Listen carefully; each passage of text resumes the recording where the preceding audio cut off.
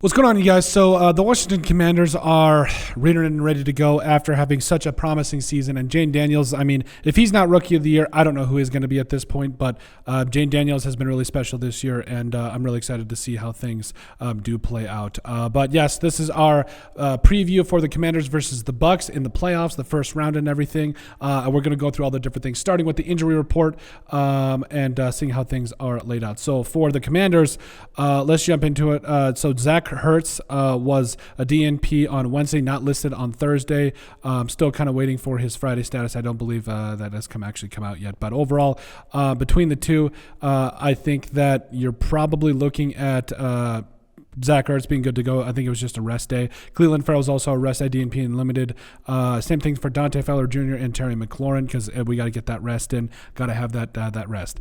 Tyler Biadasz limited with that ankle. You also had Jeremy Chinu's full, as well as Brandon Coleman's full as well. Jamison Crowder and Cornelius Lucas, the wide receiver and tackle respectively, as well as John Bates, were all limited on Thursday, so that's going to be something to watch. But Jane Daniels with that quad, as well as Marshawn Lattimore, I think he's good to go for the playoffs. That's really encouraging. Frankie Louvu and Jordan McGee, Louvu was limited, but you had Jordan McGee full, so that's going to be good. Sean Martin was not listed on the injury report, so he's good to go. And then you also had Colson Yankoff, which, like we said, I think that's going to be really, really interesting as this whole thing unfolds. And so for the Bucs, so a couple different things going on with the Bucs here.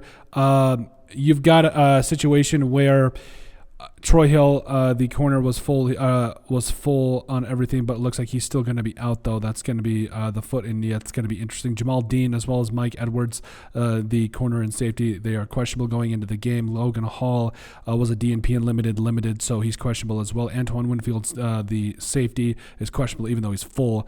William Golston, the defensive lineman, is limited as well. He was a DNP limited on Thursday, DNP on Friday, so that's going to be very interesting there. But the rest of them, between Barton, Devin Culp, as well as you got John Hayes, Bucky Irving, all those guys that were all full. So the ones I'm really looking out here for are William Goldston, as well as the rest of those guys that are questionable going in, like guys like Mike Edwards, Jamal Dean, Logan Hill, and Cade Otton.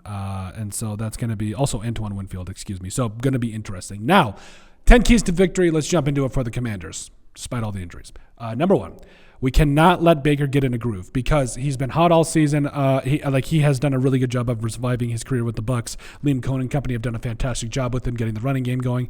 Speaking of the running game going, Bucky Irving and company are public enemy number one, because that is how Baker builds this entire thing. So Baker, slow him down, starts with the running game. We have to extend drives, keep our guys on the field, and go from there.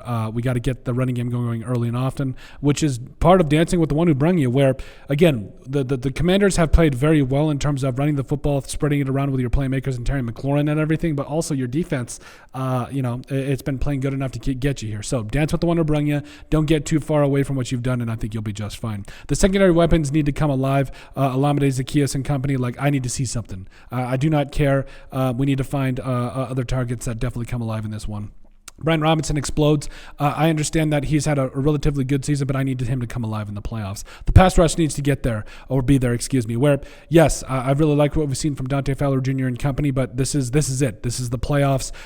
If Baker can sit back in the pocket and just air it out, it's not going to spell good things for you. You have nothing to lose. The Commanders, nobody thought you were going to be here. You're just like the Vikings. You are playing with house money at this point. You got to go make it happen. Also, matchup on Mike Evans looks like we said, Marshawn Lattimore looks like he's going to be good to go, so that's really good to see. He was a rest day that on Friday. But anyway, he is. I know that it's going to be one of those things where, Marshawn Lattimore hopefully is good to go. We have to match up on Mike Evans and find a way to make it happen. We need to put the ball in Jane Daniels' hands, where you put the ball in your playmakers' hands and you let them go from there. And so hopefully as this thing kind of goes along, you get the drift. Put the ball in Jane Daniels' hands, run the ball, and shut down the Bucs. It's pretty simple. Maybe, not really. But overall, that is our Commanders versus Bucs preview, our 10 keys to a Commanders win. Make sure you guys like, comment, and subscribe down below, and we'll see you on the next video.